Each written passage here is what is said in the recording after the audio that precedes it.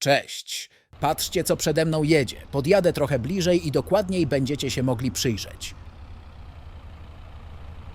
Tak to Harvester i na dodatek chyba to jest ten mój. Ale zapytacie, o co tu chodzi. No to już wam mówię. Wyjechałem od Antoniego i była już godzina 20, a ja byłem strasznie zmęczony po całym dniu i po wycince. To postanowiłem, że pojadę na swoją działkę i tam się chwilę prześpię. No i tak pospałem sobie do 4 nad ranem i właśnie kilka minut temu wstałem i tak się złożyło, że akurat tak wyjechałem, spotkałem tą właśnie ciężarówkę z Harvesterem. No i co tak, zanim jadę, bo chcę się dowiedzieć, dokąd jedzie, bo na pewno nie z powrotem na moją działkę, bo to w inną stronę. No i postanowiłem, że włączę nagrywanie i wam pokażę, bo chyba nikt by mi w to nie uwierzył. Więc teraz będę jechał za tą ciężarówką, bo chcę się dowiedzieć, dokąd jedzie i co potem z nią się stanie. I dlaczego ona jedzie przez sam środek wioski i na dodatek w żaden sposób nie przykryta, jak ja bym był złodziejem. To postarałbym się w jakikolwiek sposób trochę schować tą maszynę. No niby jest 4 rano i nikt nie powinien teraz go zauważyć. Ale ciągle jeżdżą jakieś samochody. Nawet teraz za mną ktoś jedzie jakimś SUV-em i mi świeci z tyłu. Trochę zwolniłem i udałem, że skręcam w inną stronę. I teraz widzę, że skręcił w tą drogę. To, żeby nie widział, że to ja, to zjadę i gdzieś się tutaj schowam. O tutaj za tymi belkami będzie idealnie, a chcę się schować, bo w lusterkach mógł zobaczyć mój samochód, jak przejeżdżaliśmy przez wioskę. To latarnie dokładnie oświetlały mój samochód i nie chcę perfidnie za nim jechać. A teraz jak za kilka chwil za nim ruszę, to nie powinien nic widzieć. To znaczy nie będzie widział modelu i wyglądu auta, bo moje światła będą go oślepiać. Przynajmniej tak mi się wydaje. Dobra chwila minęła, mogę jechać, bo też żebym się nie spóźnił i żeby się nie okazało, że go gdzieś zgubię. Ale wydaje mi się, że przez tą chwilę, co tu stałem, to raczej nie dałby rady nigdzie uciec. Tutaj jest cały czas prosta droga. I jeśli nawet by zjechał w stronę jakiegoś gospodarstwa, to zanim by na nie dojechał, to udałoby mi się go zobaczyć. O tej porze jest to jedyny taki pojazd w całej okolicy, więc bardzo ciężko jest takim czymś zgubić ogon. Sami zobaczcie, gdyby skręcił w tą drogę, to zanim by dojechał na tamto gospodarstwo, to i tak zdążyłbym go zobaczyć. A na tej ulicy nie ma gospodarstw przy samej drodze. Właśnie wszystkie są tak daleko, a nawet gdyby jakiekolwiek było blisko, to i tak bym widział, że w nie wjechał. Tak wielkim sprzętem nie jest w stanie szybko gdzieś wjechać i się schować. Tak jak ja mogę to zrobić samochodem, też musi pamiętać, że jest ciemno. I jeśli gdzieś wjedzie, to potem może mieć problem z wyjechaniem. I widzicie, dogoniłem go, ale mam nadzieję, że jest tak jak mówiłem, czyli że światła go oślepiają i nie widzi, czym jadę. Witam 2 nowych wspierających Prochu i Seba 7422CE. Dzięki za wsparcie. No dobra, jadę dalej za nim. Zaraz będzie skrzyżowanie, ciekawe w którą stronę skręci. Na skrzyżowaniu postaram się chwilę poczekać, żeby jakiś samochód jechał przede mną, tak żeby go trochę zmylić, o ile już się nie domyśla, że go śledzę. Z drugiej strony, dlaczego miałby się domyślać, jadę za nim, bo jest tak szeroki, że nie mam jak go wyprzedzić. Poza tym jest noc. I taki manewr jest strasznie niebezpieczny. Ciekawe, skąd on jedzie i gdzie oni go trzymali przez te 2 dni. Może gdzieś w lesie go zostawili i tam stał, ale w takim razie gdzie teraz go wiezie, bo jestem w stanie zrozumieć, że mogli go gdzieś w lesie postawić i sprawdzali, czy ma jakieś lokalizatory GPS. To co on teraz go do jakiejś dziupli wiezie, żeby go rozebrać? Czy może za granicę? Z drugiej strony zastanawia mnie to, czy Jan, właściciel tartaku, kupił go używanego czy nowego. Jeśli używany, to raczej poprzedni właściciel miał zamontowany GPS, a jak nowy, to nie wiem.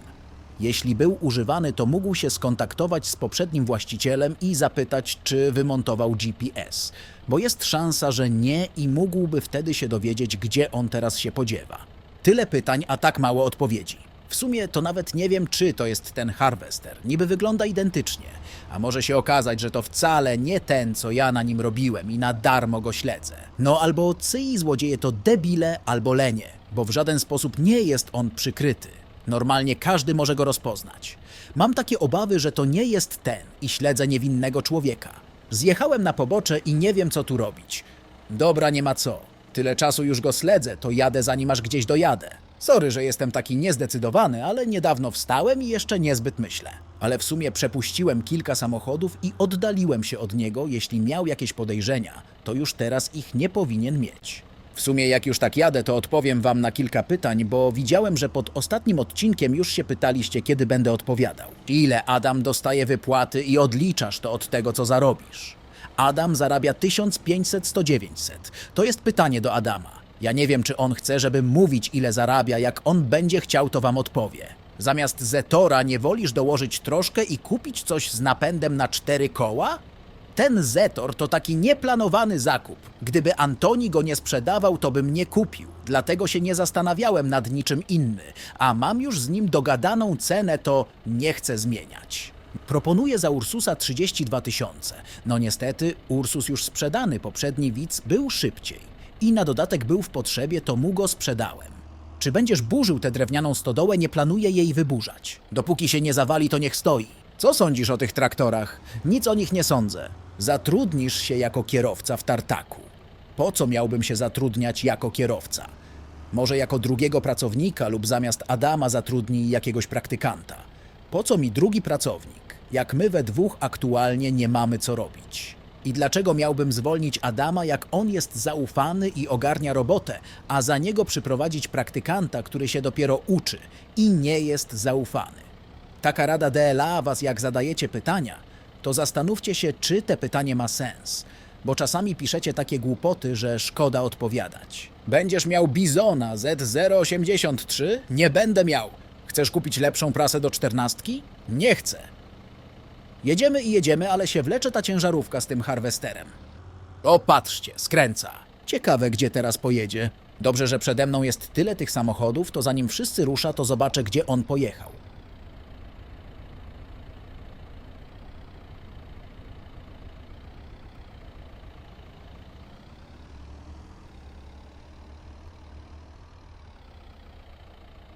Skręcił tutaj na gospodarstwo. No to chyba nie jest ten mój harwester. No trudno.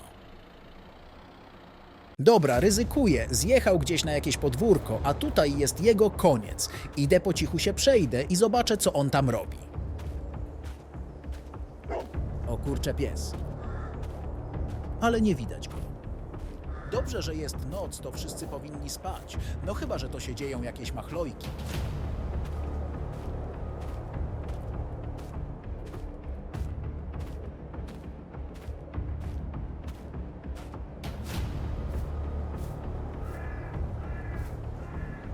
Nikogo nie widzę, to mogę iść dalej.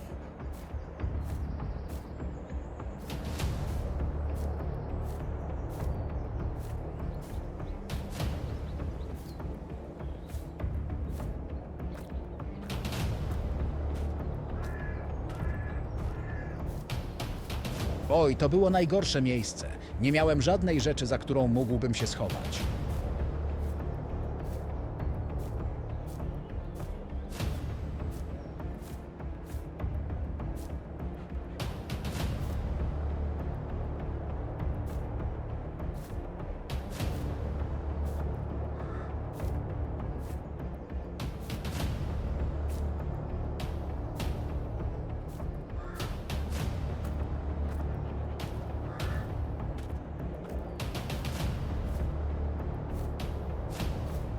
Tam ktoś stoi.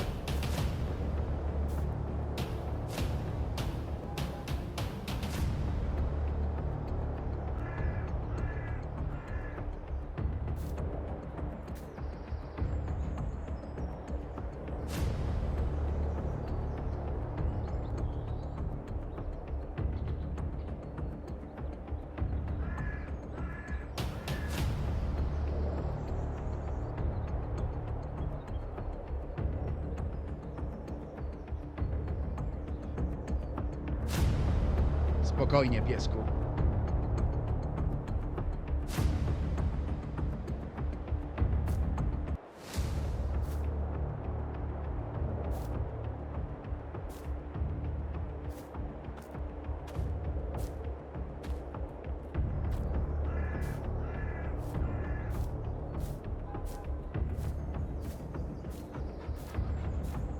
Idzie za mną.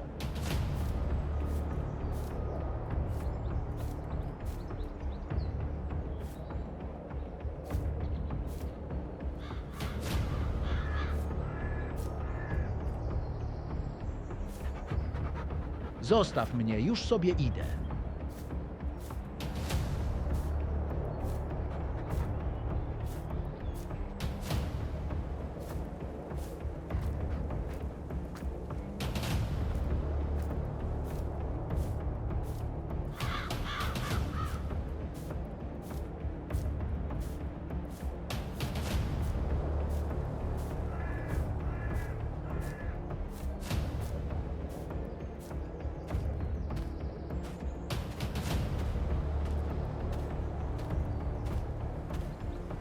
Co za dziad się mnie czepił.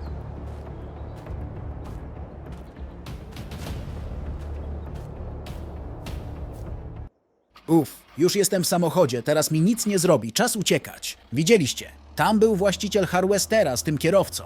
O co tu chodzi? Co on tu robi o tej godzinie? Czyżby to on sam ukradł swojego Harwestera? Czy może to on go już odzyskał? Co ja mam teraz robić?